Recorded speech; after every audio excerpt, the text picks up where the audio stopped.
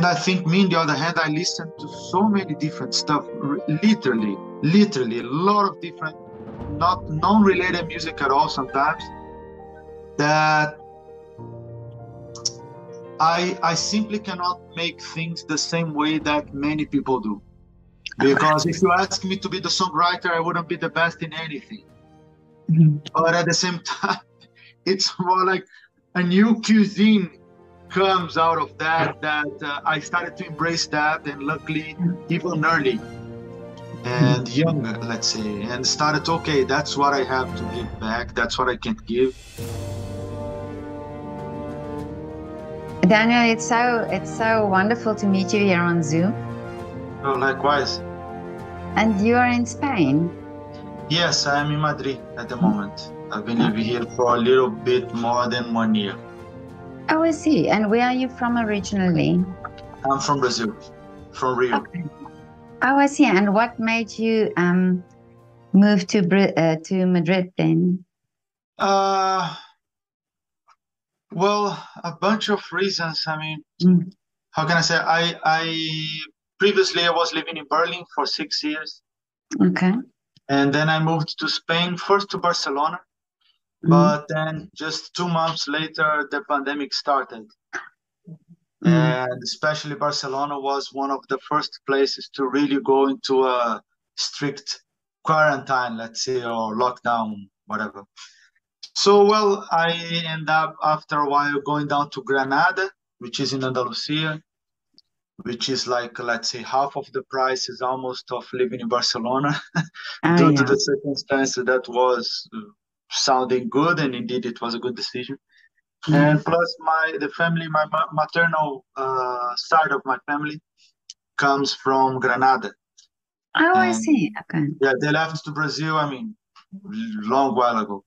And I always had a curiosity, so it was kind of a appropriate choice, let's say, proper choice. And then later, after 1 year, when things started to get a little bit back, and they allowed us to move inside the country, because here in Spain was quite strict. You could not sometimes not even leave your city like that. Was really, you know, strict in many senses. So then I came to Madrid. Instead of going back to Barcelona, I knew some friends here also in Madrid, and since things differently than the initial plan to settle in Barcelona, start a new life there after 6 years in Berlin, things got chaotic. So I say, all right, let me see a little bit of Spain and live a little bit here and there, and because otherwise I wouldn't have that opportunity never in my life. So I've been here 1 year. So 6 months in Barcelona, 1 year in Granada, 1 year in Madrid. I came to Spain because I really wanted to change the environment, and had a lot of curiosity to get to know Spain better, like living here. And together with that, Spain is a quite acoustic guitar country, which is because of flamenco and stuff, and the classical guitar. So I thought it was interesting to stay around here for a while. Yeah, it's interesting that you say about the pandemic, because I think a lot of people change their plans, or their things worked out differently, but then it worked out in the end also better, you know, than they could have predicted. Yeah, I can't say, I mean, that wouldn't my case. I wouldn't define anything, let's say, better in a certain way, because I am, first of all, touring musician. So that was like the first time in 20 years that I stay in the same place for that long. Really? I'm not used to that at all, you know, to stay in one place, let's say. I'm used to be based in one place, but not to stay in one place. But certainly, of course, I mean, like a big challenge, but in some senses, sometimes you can optimize or get out squeeze the best of what you can do, or, you know, and in some senses, yes, that was an interesting experience. In some sense, I can say that compared to some Spanish I know, I know some places better than they know, for example. Really? Yeah, I mean, not speaking for the majority perhaps, but many people I know, like for example, yesterday I met uh, a couple of friends, musicians that they were having a concert here, and my friend he was telling that his wife is from Barcelona and never even visited Madrid. Really? Yeah, I mean, that can Yeah. happen. I don't know, someone from United States had never been to Washington. Okay, you cannot Yeah. even compare sizes, but I Mm. mean, that had been an interesting experience from that side Mm. of seeing. I have, let's say, a good idea of. I had a good introduction to the Spanish reality. I could say that. Okay. Yeah. But now you were talking also about acoustic guitar and what initially when you were a child, what initially sparked the love for guitar? What made you play the guitar or learn the guitar? Yeah, I think I mean, Rio is a very musical city. I can say that, and I had like people from my family, my grandmother, my mother, my aunt that used to play a little bit of piano. They all had piano at home. So like my aunt used to play a little bit better, but everyone in amateur level, but knew how to read a little bit of music. And my my father was also listening to a lot of American music, mostly rock, let's say I can say from rock mixed with pop, from Elton John to Led Zeppelin to Bob Dylan, from Bob Dylan to Queen. Mm. And the side of my mother used to listen to a lot of Brazilian music. She was listening to so many different stuff. And then I think my father had a guitar at home. And then I think at some point MTV arrived in Brazil. So that was when I could see more like these video clips intensively, you know, nearly 24 hours a day. So and especially some live concerts, you know, some extracts from live concerts that eventually became sort of a clip. And I remember, of course, guitar is, let's say, it's not too much to say that it was the main instrument of the 20th century, you know, the most popular, I would say. Mm. And yeah, so at some point that seduced me a lot, and then I grabbed the guitar of my father and started to hit it a little bit, and Yeah. eventually progressing and meeting friends around and getting more into that. But did you have a formal, like training?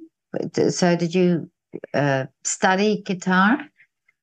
I well, I had a couple of classes, but I wasn't interested in classes. It was a little bit of theory around it and stuff. I started when I was like 10 or perhaps 11 years old. So I had no interest. I just wanted to try to imitate those bands I could see, or initially some rock bands and stuff. And I think I started to get to connect to some other kids that were kind of beginning to play as well. And I think that's how it happened. And I had neighbors that they were, especially these neighbors, they were very important to me, I would say, in the beginning, because it was a family of singers.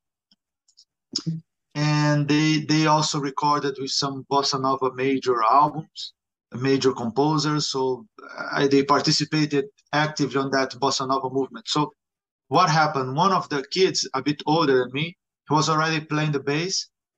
And sometimes I was going to his home, and he was with some watching some VHS tapes of classes of Jaco Pastorius or some jazz stuff he had. And especially during those days, I'm talking about the late 80s. So a lot of fusion music. So for me, that was listening to rock as a kid. That was sort of rockish jazz. And I mean, that became a reference of someone studying and practicing. So Yeah. from there, I could get some, borrow some of these videotapes sometimes and copy the exercise they were proposing there.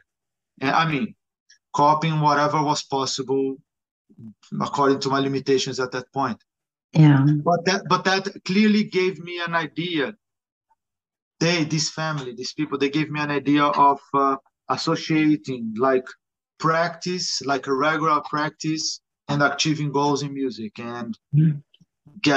going further into that.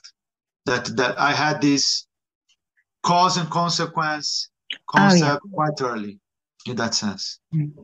But of course, I did that very randomly, chaotic, and I still do. Oh, To way. really? Yeah, I mean, later I've been to the university, everything, but I mean, I'm not that organized. I kind of practice regularly every day, nearly every day, but I don't have. I am more into something than I get into that. More like a book. When I read something, it can be 1,000 pages, but I stay there. I'm not this Yeah. kind of people who read 3 books at the same time. Not Oh, yeah. necessary. Mm. But now, but I find it fascinating if you say you didn't really study music and you play extraordinary. I mean, your what you play, Thank you. I see on Instagram. That's amazing. Thank you so much for saying that. Thanks. Yes, I cannot believe that and it comes naturally from you. Well, of course, I've met a lot of people who things I could say that come much more naturally for them than for me. I mean, being honest about that, but I I think that I put a lot of thought into that. I think that some people they listen more to one kind of genre, Yeah. more or a few kind of genres, so they get into that a lot.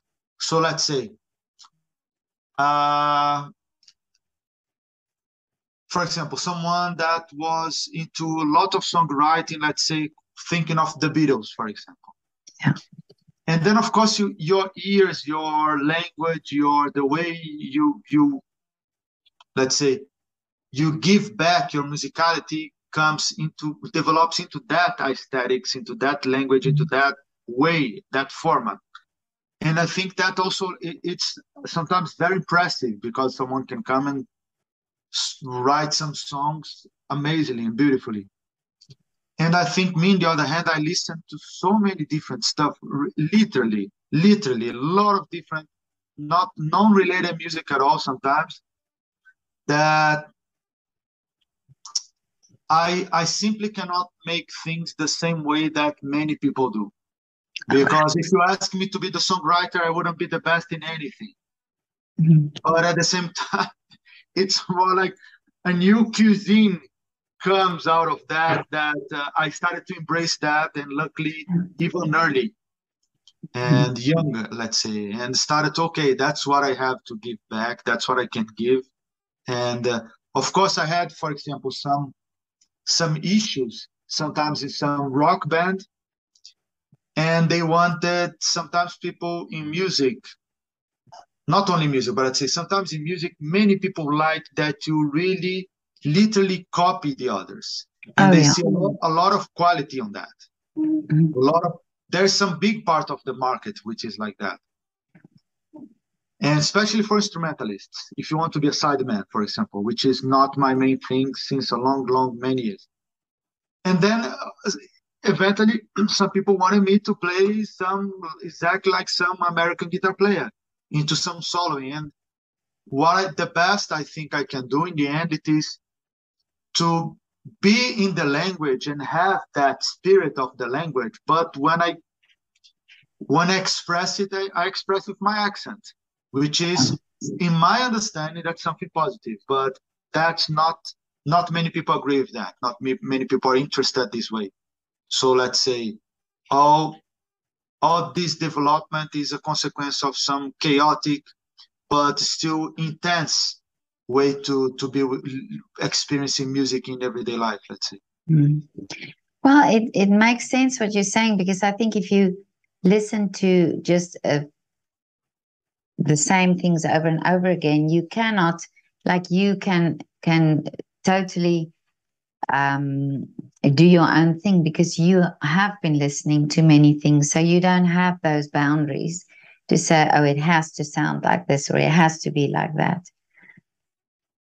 Yeah, it is, yeah, and sometimes what I can be mistaken is that uh, looking music this way could be something artificial in the sense of I'm theorizing, and by that evaluating like this is the biggest goal someone should have.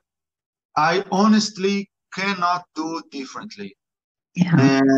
And nowadays, let's say, I understand this way better. Before was more intuitively, but because life gives you, if you put yourself in life, life gives you a lot of feedbacks, and eventually people around you can also give mistaken feedbacks. Let me put it this way. Meaning, for example, one of the things that when I was playing, and first, there are some myths. Some people think that because you play instrumental music, there is some sort of, and I think it comes from classical music, I would say.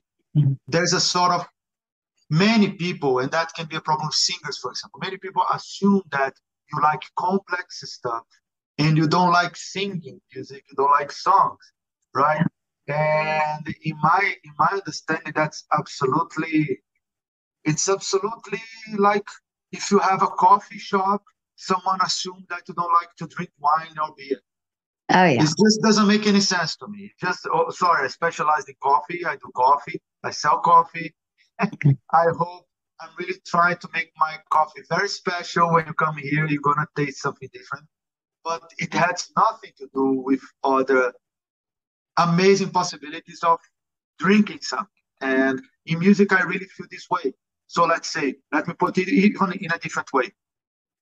If I was this a producer of wine, something very complex, and this wine made throughout the years, and right, and that wouldn't cause me any problem to find interesting something simpler, like a simple coffee, for example. Let's say. Yeah. So in that sense, I think people also create this sort of, I think, not really healthy in the end hierarchy or this over evaluating music, instrumental music or classical music in a certain way, or complexity in a way that complex is just complexity. If you want to write a romance, if if if you want to read Shakespeare, Hamlet, that's one thing. If you want to read an article in the newspaper, is another thing.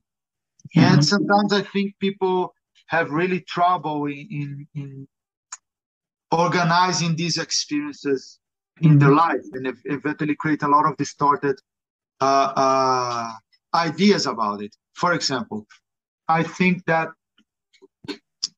this thing of playing instrumental music shouldn't doesn't avoid me of enjoying anything else, and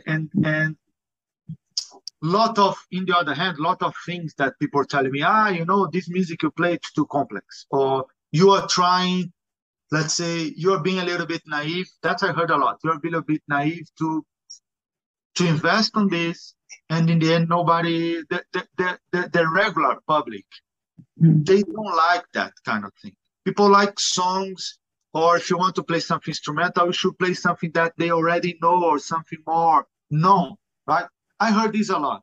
So my conclusion, why I'm getting to detail because of that, because I think the greatest feedback ever I got, it is to tour in many corners of the world with that music and see that teenagers or older people in book clubs or in jazz clubs or bigger festivals playing for the young or whatever, many cultures.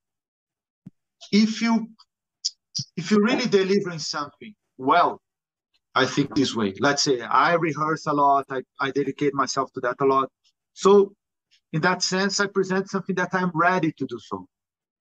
And that's the big myth. People like music, period. Yeah.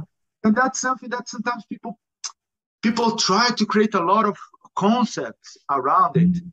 just to, in the end, even people get a little bit brainwashed, those who don't get money by saying that, but they say like, okay, what the public likes is this, radio music, and that's it. The pop, radio music, mainstream and stuff. I said, okay, people like that also, but there's a lot of people out there that they like music and they like to experience that. And I think that's also something that made me feel more in peace with what I'm doing, you know. I think you're right, and I think it's also how, you know, two people can tell a story, and somebody who tells it with enthusiasm and who really believes in the story can be more persuasive. And I think it's the same with musicians, and it's the same with all forms of art, that if you can really show, you know, what you're doing, then people will also accept it like that. Yeah, I agree. I think when you are on stage, it's the same experience as you are the actor. Yeah. You can destroy Hamlet, or you can make Hamlet amazing. Exactly. Yeah. I think, let's say, if you are ready to express Hamlet via your voice, then you do it. If you are not, don't do it. And it's the same with comedy, for example. If you don't have that taste to make people laugh, yeah, you should do some other genre, not comedy, right? You should not be a comedian. I mean, that's a simple way to define it also. Don't tell a joke if you're not good at it. Yeah. Say something interesting rather, right? Yeah. But Daniel, I saw on Instagram, I've been looking through all your videos that you posted, and you really do many different genres. Is there something that's a favorite for you to do?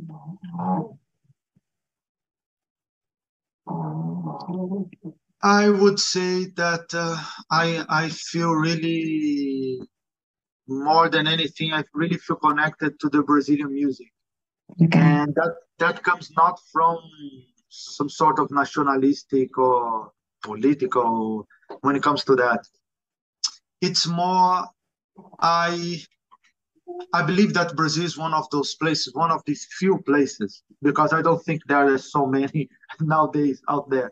One of these few places where you still have some genuine music going on, or at least the possibility of that. You can open that treasure box whenever you want and dig into that forever. And since I believe that, for many reasons, and I can say that only in a comparative way, of course, I think that even if United States or other countries who have a big modern mixture of people, I still think that Brazil is the one that it's more like Indian cuisine. Okay. You see that soup, that sauce, and that sauce, you cannot identify those 10 elements which are there, right? Yeah. And differently than some other cuisines that can get a little bit less sophisticated in that sense, that you see the potato, you see the broccoli, you see the meat, right? And I think that Brazil is very much like that. There's some result out of this big mixture. It's more of a soup. And for example, compared to United States, where people still define eventually, not everyone, but still, it's normal to find some people who define them as Irish American, Italian American, so on. Yeah. I think in Brazil, that concept doesn't exist. You are Brazilian, that's it.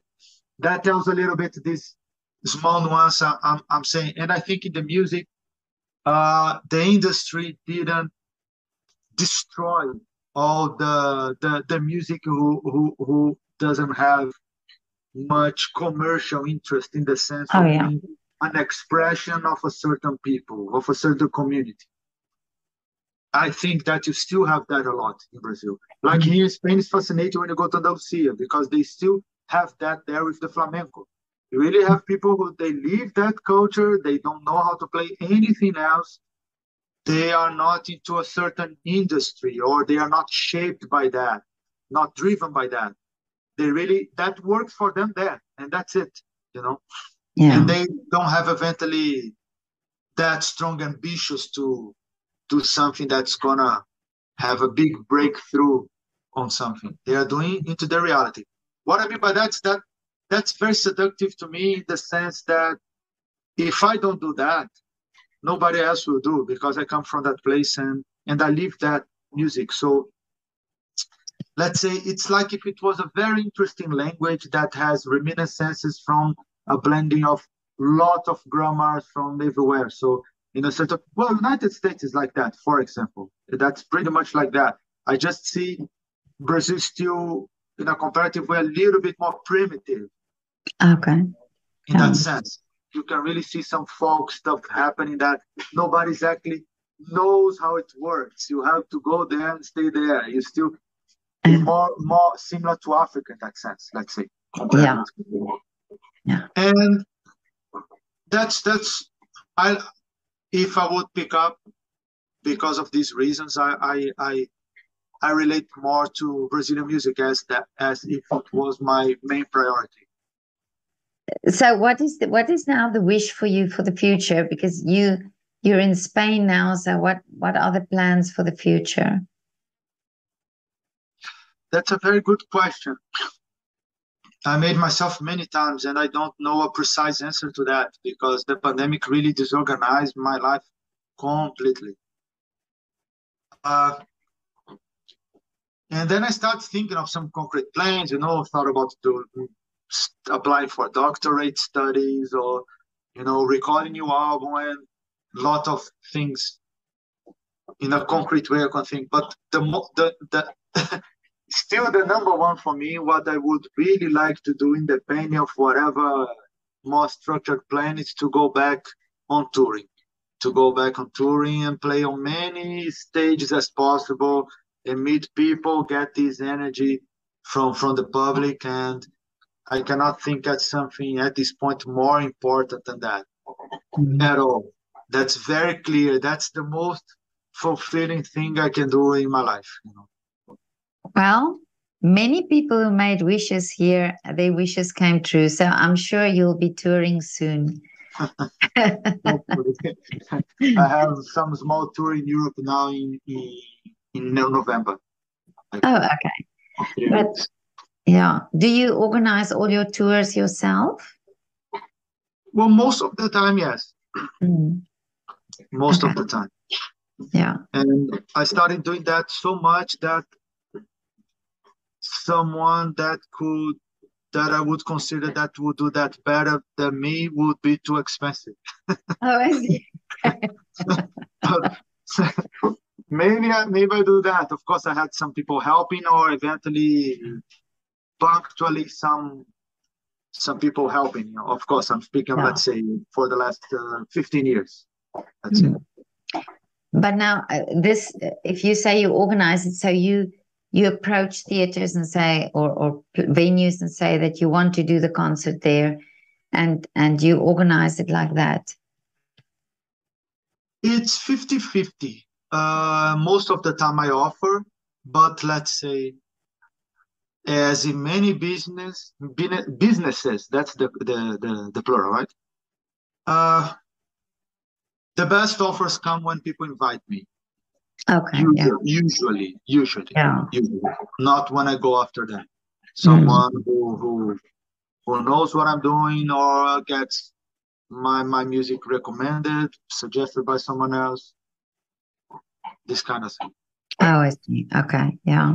But yeah, I send material like a promotional material, or when I have a tour passing by somewhere, then try to connect with some city or country nearby. Or when I go to Scandinavia, I try to reach,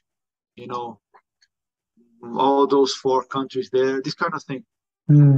Yeah. Well, that's also a part of the industry or the business that we don't always think about, is that you have to have that business sense also, and that, how to do it and to promote yourself in that sense. From everything, what I got most tired and really lost motivation in the sense of this is boring in the end. It's to do this more organizing part of it. Yeah. Like it's many hours on the computer, really have to be, well, in 100% professional in that. Otherwise, it doesn't work. Or keep following up emails you send, or keep tracking, And I made a lot of mistakes of people telling me, for example, now this festival is fully booked, but write us again in autumn or winter when you start booking the next year. And this email get lost somewhere. Yeah. And then when I get back to that, it is too late. Mm. Or this is a kind of common mistake. I mean, that can happen. Like, Yeah. Yeah. I can just be silly. I mean, speak about myself. Sometimes I could be silly to really lose connection with someone because it's sometimes too much material. I'm speaking about thousands of contacts eventually, and that's not really easy to organize yourself. Or let's say, to do that job really well, you have to really be ready to spend lots of time. When you think it's a lot, it's going to be much more than that. Yeah. That's what I learned, and that only works if you think like at least mid, if not the long term. Otherwise, forget it. You have to understand that take years of. Sometimes I'm sending material to people that 5 years later they kind of feel, now it's time to invite that guy. Really? Oh, yeah, wow. because if you talk to people, I mean, some producers I know or organizers of festivals and venues, you talk to them. Internet in the beginning was amazing. I still sometimes I think of giving up because, I mean, it came to a level where internet is not that useful anymore. That's my point of view. It's way more downsides than the opposite. We can see that in politics. We can see that on people fighting and arguing and being like in a daily basis in the internet. Like Facebook, a lot of people lost interest because of this big aggressivity. I mean, big aggression verbally. It's nonstop, right? And one of the things that my friends, they say, man, I have a friend of mine that he's a guitar player, but organizing that his festival became really big in Finland. So he's not really playing guitar anymore. But he was telling, man, this finger of mine, today it's the delete finger. It's not to play guitar anymore. Okay. And he said something absurd, like around 100 emails daily of people offering him to play his festival. Really?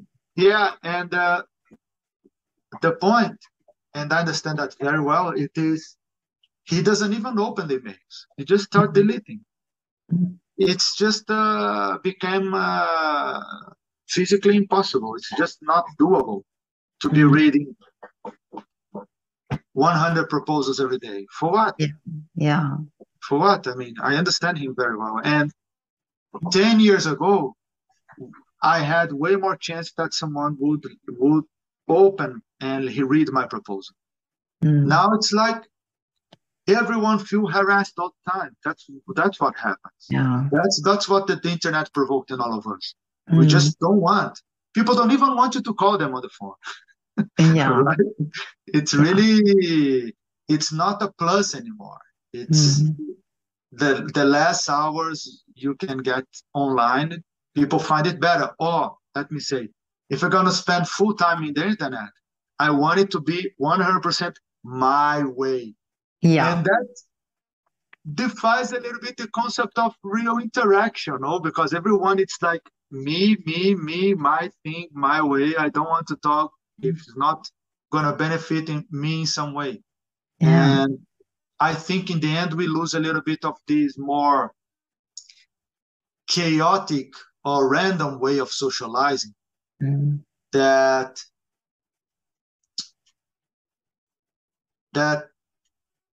life can surprise you by giving you something that you're not searching for, but still it was way better than what you were searching for.